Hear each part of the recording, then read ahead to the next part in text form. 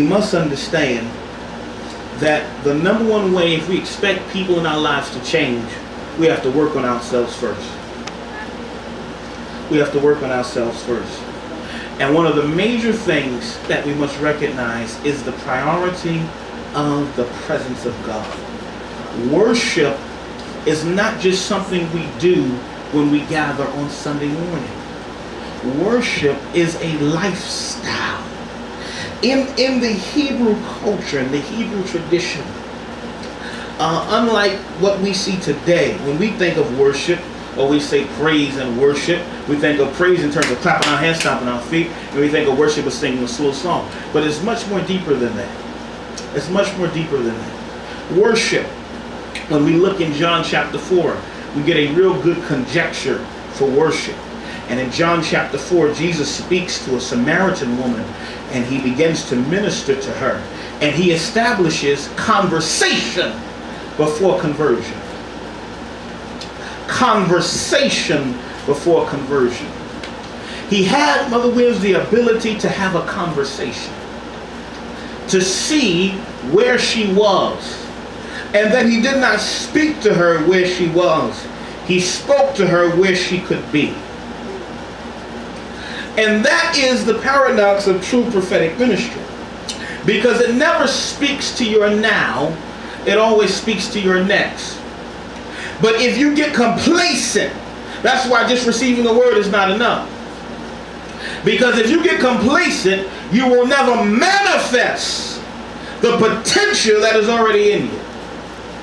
And that is why the Apostle Paul says, let a man so consider us. So we first of all have to consider ourselves and look at where we are. And then as he says, servants of Christ and stewards of the mysteries of God. Let a man so consider us as servants of Christ and stewards of the mysteries of God. When we were in prayer on Friday, one of the major things I heard the Lord share and nudge me as we were praying, and I want you to hear this. He said to me, he said, don't ask for me to make you bigger. Ask for me to take you deeper. He said, don't ask for me to make you bigger. Ask for me to take you deeper. To experience a deeper dimension of God's presence, your soul must hunger and thirst for God. In the same way, deers pant for safety and sustenance of water. Go to Psalms 42. Psalms 42. Psalms 42. Psalms 42. Psalms 42. This is Psalms 42. As the deer pants for the water brooks, so my soul pants for you, O God. My soul thirsts for God, for the living God. When shall I come and appear before God? So he enables us to understand. In the natural, the panting of the deer is an audible agonizing for the safety the waters provide when being pursued by predators. They run to the water because they know that the water brings safety. Water in Scripture has several connotations, and one represents the Word. We notice today, especially now, you're hearing about droughts happening all over. There is a desire for water. But the living water of the Spirit of God comes when we prioritize His presence. And when I look on Facebook and I look on Instagram and I look on all of the stuff that's been going on, I've had to come to the point and say, wait a minute, are we more emphasizing our priorities than prioritizing the presence and the power of God? Because whenever you prioritize the presence and the power of God, His will supersedes your desires. Intimacy with God is only found in the realm of the Spirit. In the realm of the Spirit. In the realm of the Spirit. I remember growing up, when I was still in elementary school and was still in middle school, and I would pray 9, 12, and 3. 9, 12, and 3. And so we changed the classes, and so at 9, I would just go in the bathroom, come back out, go back to class, and then 12, I would go out and come back. And the kids started noticing my patterns. And around 12 was lunchtime. I don't know if I might have told my brother this story. And around lunchtime, I would run in the bathroom, pray for a moment, and come back out. And then I noticed one time I came out the stall to pray. I just would be in there lifting my hands in prayer. And there were about 5 or 6 kids outside the bathroom. And they were looking and they said, "We noticed something about you. Every time," I never forgot this, I was young. "Every time it's time to eat lunch, you always run in the bathroom." And so we all kept figuring out why, because you weren't drinking anything or eating anything, and you run in the bathroom, and we were looking, and you have your hands faced to the wall. And I began to share with them, and next thing I know, when I would begin to move, they would follow me. And I would guess now, looking back, that was just preparation for ultimately the things that I would be doing now. But as I've been praying about all of this, some of the major things that I've been really trying to search for, and really in my personal prayer time, when looking at where I am and where God is getting ready to take me personally, one of the major things the Lord really emphasized is the priority of the presence. The presence of God trumps everything. Trumps everything. I don't have 50 dozen points for you today. Just have one point. The presence of God trumps everything. Now, I want us to understand something. Notice he says that we must be stewards of the mysteries of God. So we are servants and we are stewards. Everybody say that with me. We're servants and we are stewards. Now, here's what you must understand about stewardship. Stewardship is not ownership. Stewardship is not ownership. Stewardship is not ownership. And this is very important. Stewardship is not ownership. Why? Because stewards, in this original intention, this original connotation, stewards, the best way for us to understand it would be to go to 1 Peter chapter 4 and verse 10. And I'll read it for you. 1 Peter chapter 4 and verse 10. I'm going to just teach to you some today. This is very important. 1 Peter chapter 4 and verse number 10. As each one has received a gift, ministering it to one another as good stewards of the manifold grace of God. That word steward is very important. I want you to highlight this. It's very important. The word steward in its original context literally is oikonomos, where we get the concept or the language or the term economy. So economics is at its core spiritual. Because oikos in its original language means house, and nemo means to arrange. So we need to find Nemo. Notice he says, as good stewards of the manifold grace of God. The word literally means a manager of a household or an estate, the administrator or steward in general. In 1 Corinthians 4:1, Titus 1 and 7, it refers to Christian ministers, but in 1 Peter 4 and 10, it means those who are believers using the gifts that God has entrusted us to encourage those around us. If your gift only satisfies you, it is centered and you are the priority. But if you steward what God has given you, the more you steward it, the more he will give you, because you are then a vessel that he can pour into. You are a vessel that he can use. And in our self-driven, hyper-ego-inflated culture, everything exists for us. And God is knocking on the doors of our hearts, knocking on the doors of our church, saying, when are you going to let me in again? The priority of the presence is critical, because in the absence of the presence of God, we linger and we live in religion, which is a system of dictates.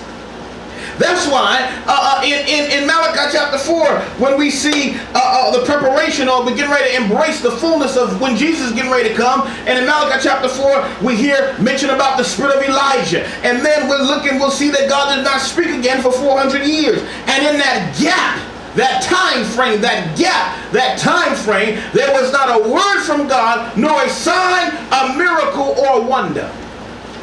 And then we see God then speak as we begin to turn the pages in the beginning of Matthew's gospel. Here's the challenge. In the middle of the gap, that in-between time, we then begin to see the emergence of Pharisees and Sadducees and all kinds of legislates and magistrates. Why? Because they had to create a system that would keep themselves in line with their own priorities. And in the absence of the presence of God, we create rules and regulations and strategies that are against what God is against. And there has to come a stirring and an awakening in our day. And it will not necessarily be echoes from the masses, but there must come a stirring and an awakening in our day that will cause us to understand that the presence of God is more important than our sermons, is more important than our songs, is more important than our day-to-day lives. When we live in the presence, everything around us is transformed. Warfare is coming. I'm getting held here, and I'm getting turned here, and this problem is happening, and this problem is happening, and this problem is happening. What if the problems are really solutions tied to get you back in the presence? Because when I am consumed by the presence of God, it takes me to a deeper place. And that's why Psalm 42:7 says, deep calls unto deep. Because as I begin to prioritize his presence, I live in the fullness of the manifold wisdom of God. And then I am able to steward the mysteries of God. The mysteries of God come through relationship. And so when we begin to prioritize the presence of God, we won't have to pump you. Sometimes I feel so sad when I go preach at places. Not really, not much, not at home. When I go out places, for the most part, I feel so sad for the praise and worship team, because they have to literally run an entertainment fest. Because for the most part, people normally will sit up for a preacher if he's good, or half good. They'll sit through it. But it's almost like pulling teeth. Come on, lift your hand. Come on, clap your hand. Come on, stomp your feet. Come on, and they have to spend almost 25-30 minutes. Our service is not wide for that, but they spend 25-30 minutes just trying to get people stirred up so they can get them to move and activate. Why? Because we are so drenched and drained in a culture and a system that is anti-God, that we have to come in and be reprogrammed again to understand God. But when I live in the presence, people ask me all the time, how in the world do you know that? How in the world? Trevor, I'm going to tell you, I can walk outside somewhere and not know the person from who knows where. But when you live in the presence, things begin to shift. When you live in the presence, things around you begin to turn, because you understand that you have submitted your will to his will.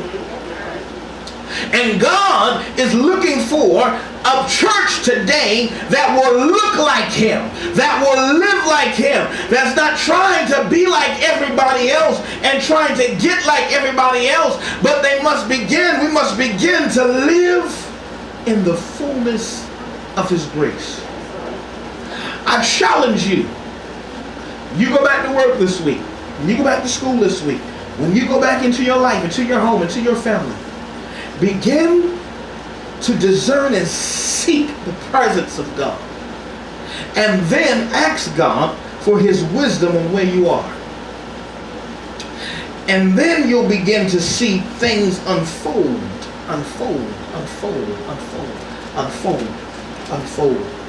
And when you begin to see things unfold, he'll give you wisdom on exactly what you are called to do. Warfare is real. And one of the major deceptions today of the enemy, honestly, is the mere fact that he's trying to get people to preach and tell people that he doesn't exist. And if we're not careful, we will drift so far to the opposite side that there will be no difference between when we come to have services for God and when we go to a concert in Barclays. People ought to be able to see you as a sign and a wonder. Pentecost is not just about the Spirit of God falling and folks falling out and slow and power of God hitting and all that. But Pentecost was to make us a tangible demonstration that the Spirit of God has now come upon us corporately as a body. And when we come together, there are more things we can do together than we could ever do apart. That's why one person was speaking one language, another person was speaking another language, another person was speaking another language. But when the presence of God fell, they all heard and understood. They heard and understood because the presence brought meaning to where they were. And when we value his presence, we will not have to try to just chase being important for people. Look in verse 2. Moreover, it is required in stewards that one must be found faithful. One must be found faithful. A steward was in full charge of a household and was accountable only to the owner, who alone could render final decisions. But the steward was expected to be faithful in dispensing to the household exactly what had been entrusted to him. And while this text may refer to the lifestyle of a minister or a ministry, and certain commentaries will argue about it and all of that, ministry is a job of every believer. Do you recognize that there are more people that you see in your job and in your neighborhood and around you than you will ever even imagine? We don't live in a suburb somewhere in the middle of nowhere. We live in one of the most globalized cities in the world. Every time you go outside to take out your garbage, you'll find somebody different that you'll probably never see again. There are people all around us. If we can prioritize the presence of God. Sometimes, I grew up and, we pass out tracts and all that kind of stuff, but I've come to realize sometimes what somebody really needs is a hug. Because I'm noticing, I'm pretty sure about this. I'm not saying God said it, this is just me. But I'm pretty sure in the near future, Shante is a psych major. In the near future, we're going to see psychological studies done in the next 5 to 6 years. Because while social media has been great, we're going to see that it's going to begin to ultimately, if we're not careful, turn into a coping mechanism. Because if you notice, a lot of times now when people are getting ready to kill somebody, they tell it. Yep. When they're getting ready to do something crazy, they go and put something online. What was a couple of murders I remember looking up. They had put the guy who was getting ready to kill him had said on his page, I'm going to go do X, Y, and Z. So today, you don't have to worry about Big Brother finding you. You told him yourself. And see, when you understand this, the landscape of war has changed. I'm finished. The landscape of war has changed. Why do you say that? Because years ago, you had to be in this nation. So in 1914, we had World War I. I had relatives that had served in World War I. And you had to be sent out from here to go to Austria, to go there, to go there, go there. Okay, and then in World War II, you had to be sent out to go. However, today, in the age of technology, do you realize that you can disrupt entire energy plants and all kinds of stuff just from the simple technology we use today? In light of all of this, if that has changed in the natural, how much much more so has it changed in the spirit. If my phone updates every 2 to 3 days, your phones update so much today, you don't even know when they update. You open up your phone and you'll notice that sometimes on the iPhone it has blue on it to let you know that it's updated. I don't know what color it is on the other ones, but whenever you open up your phone, you'll notice that when it updates, it'll give you a little screen or sometimes a notice, and you'll notice that some things have been rearranged, and it seems as if almost every other day something is being updated. If in the natural we can go into updates every 5 to 7 days, then spiritually it will not take as long as it did 50 years ago to see God do something today. Time has been eclipsed because of technology, but time is a byproduct of eternity. And since time is a byproduct of eternity, when you're in the presence, time has to stop. Yeah.